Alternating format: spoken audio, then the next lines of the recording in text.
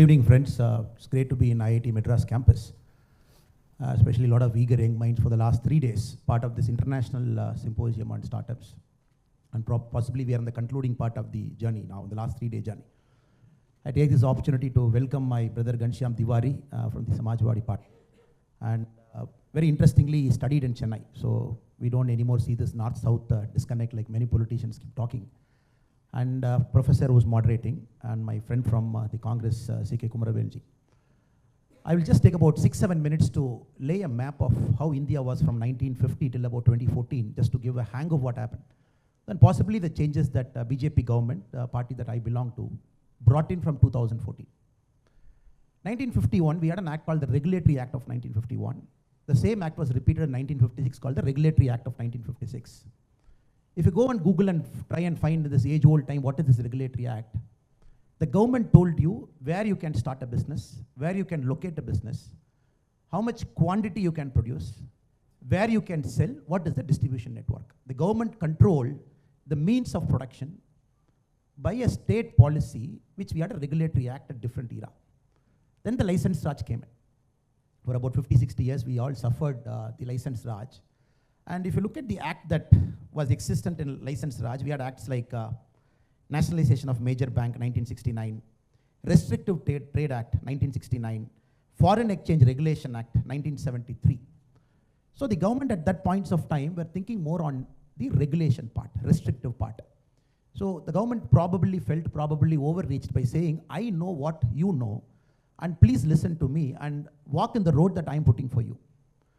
And when Modi ji came 2014, when we promised a new era, a new India, when we promised in our manifesto, when we took power, one time, then second time, possibly a third time in 2024, now look at the changes, the transition that has happened.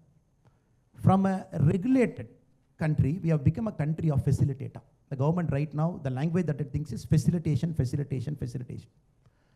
Unicorn, the startups with about $1 billion valuation and more, you can count with about 3, 4, 5, 6 numbers, where in 2014. Right now we are at 107.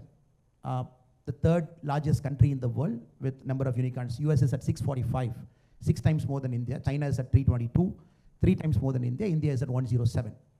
Just look at the quantum leap we have taken in the last 9 years, just because the mindset of government, from a word called regulation, it has shifted to a word called facilitation. The government wanted to facilitate what was happening.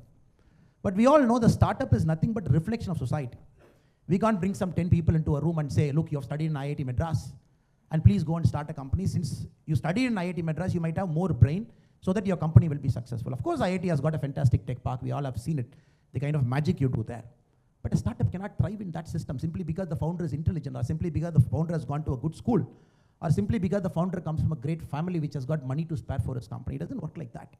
You've got to exist in 5 things. You've got to exist in a word called political, economic, social, legal, and technology. These 5 things defines who you are as a person. Nobody can cocoon himself and say, I'm a product of my own and nothing can touch me. Politics touches you from morning till evening. Economics touches you from morning till evening. Legal touches you from morning till evening. Society touches you from morning till evening. Technology touches you from morning till evening. If everything goes right, politics is not right, the startup ecosystem cannot thrive. And for it to get right, you got to fix a lot of things. You got to fix the school system. You got to fix the college system. You got to fix right up to the patent system. You got to bring this innovation into young minds right at a school level where the basics of a science is taught.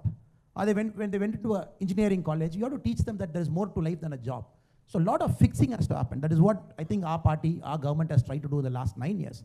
Not only from a facilitator mode, but also get into the mode of fixing up the whole system. As we speak now, India is entering into an era of the new education policy. You tell me which country in the world the new education policy stipulates in a CBSE board, coding should be taught from class 6 to 8. In India, it's compulsory in CBSE schools from this year, May 2023, coding should be taught from class 6 to 8. Data sciences should be taught from class 8 to 12. Artificial intelligence should be an optional subject from class 8 to 12. Just imagine. We talk about the learning systems of Koreans, the learning systems of Chinese, the learning systems of Singaporeans, where they continuously score very high marks in the world learning outcomes. Now the new education policy is bringing in a change where we don't want just subjects where rote learning is encouraged or we get some marks which will help us to clear some entrance. We are bringing this, the Atal incubation centers. Schools have got platforms. Government of India is facilitating where we want young minds to think. If I ask you a simple question, how many Atal incubation centers do we have? I'll give you the answer. It is 10,050. 10,050 adult incubation centers are in India right now. 76 lakh students are part of the adult incubation lab. If you go to the adult incubation lab website, if you go today, just try and see the 200 best schools. The Government of India awards the 200 best schools every month, which utilizes the adult incubation lab properly. Last month, Tamil Nadu had 5 schools. Schools in Perambalur, schools in Tiruvarur, schools in Karur, where I was born. Small cities.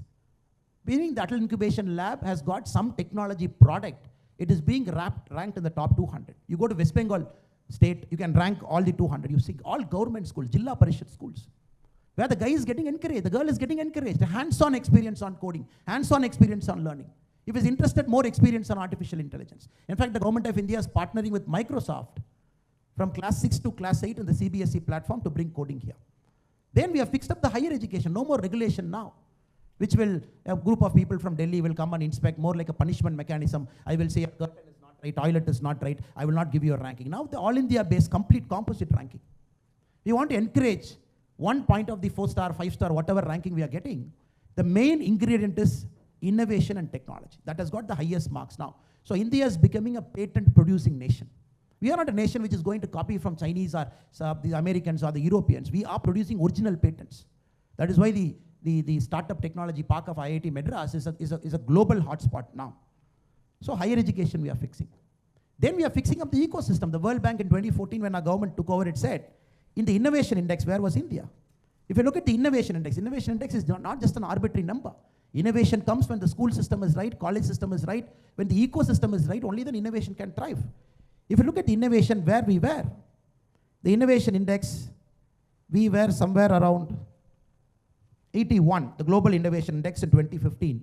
We have jumped to 40 in 2023, a jump of 41 positions.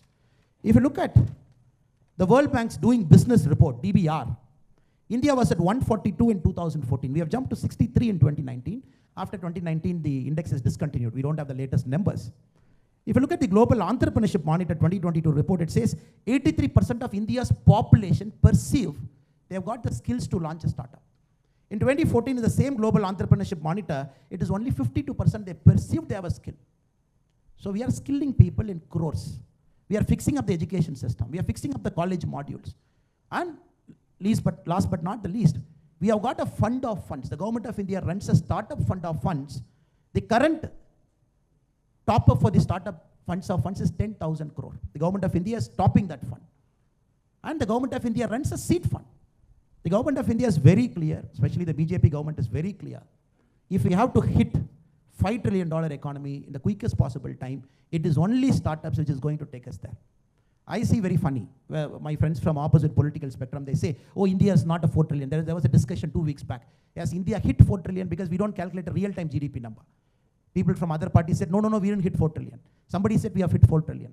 Yesterday, Raghuram Rajan ji, a former economic advisor, he says, India is not going to hit 5 trillion in 2025. Now, this is the conversation now. We are talking of a country which can hit 5 trillion in 1 year. It took 40 odd years to hit 1 trillion. 70 odd years to hit 2.5 trillion. We are talking of a country where the youth of this nation has come out in large numbers, very hungry, very angry also. They want to create systems of their own, create global businesses. We are talking of one economic advisor saying, right or wrong, is saying, how can you hit 1 trillion in 1 year? We are talking of a possibility. 1989, when you look at the global map, we all know which countries, they have the technology in hand, they are the superpowers. Netherlands, 17th century, United Kingdom, 19th century, the Americans, 20th and 21st century. If you look at the 1989, the Fortune 500, the top 10 companies, 6 were in Japan, 4 were in US. Japan had more than US in 1989, the world's valuable company. 2023, if you look at the world's valuable company, 9 are in US. Nothing in Japan, nothing in Japan. Why? The democracy is failing. You have prime ministers every 9 months. You have just yesterday, the Japanese parliament diet, you must have seen 3 cabinet ministers getting resigned over a corruption allegation. When you don't have a stable democracy, when you don't have a stable government, a powerful government, which can take risk on behalf of the population, we cannot see this magic that has happened in the last 9 years. My humble submission to this August gathering is, India is thriving, India is evolving, India is hungry, just because you have given us a stable government. You have given us a powerful government, which is not looking at the other partners. 273 plus, one party has cleared. That is the magic that is happening. 1989, 6 out of 10, the world's most valuable companies in Japan. Right now, not there because the democracy is failing in Japan. So this, I see the beauty of India. The next 5-10 years, the possibility I see is Indian companies, Indian startups, not only unicorns now. We are talking of a number called 107. Yes, the Americans are 6 times more. The Chinese are 3 times more, but it's a matter of time we are catching up. Because the kind of research outputs, the patents we are producing in our country, the kind of academic freedom this country is getting, I think it's a matter of time. Before you are going to catch up with Chinese, the original patents, maybe about 15-20 years, we will overtake US as a country with a technology powerhouse. Again, if you look at Americans, the lesson to be learned for political parties like us and other political parties also.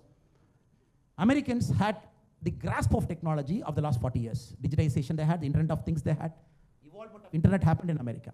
So they had the grasp. Very minutely if you look, possibly the Americans are having a grasp of technology the next 40 years also, which we say the artificial intelligence and the bioengineering, again the Americans are having a grasp. If you look at 2023, the venture capitalist money that went into US for artificial intelligence alone is $26 billion. 8 times lesser is Chinese, 12 times lesser is India. We are looking at a country in 2023, $26 billion just got poured into this country in 1 year for artificial intelligence. We are 12 times below. So that is a lesson to be learned. Democracy has to be good. Parties have to come to power on their own with a larger vision, with the majority of their own, which India is right now. We are very fortunate to have Modi ji. And more importantly, you fix up all systems, the school, the academic systems, the risk-taking ability in the society. People have a larger aspiration just than getting into a safe government job. That's why I was very fortunate to sit here, sir. Normally we get into government jobs workshop. Group 1, Group 2, UPSC. Since I'm an ex-cop also, many a time the invitation that comes to me is to talk about government jobs. Please motivate our people to get into government jobs. I feel very fascinating and feel happy to sit in IIT Madras. We are talking of an unsafe job, which is a startup.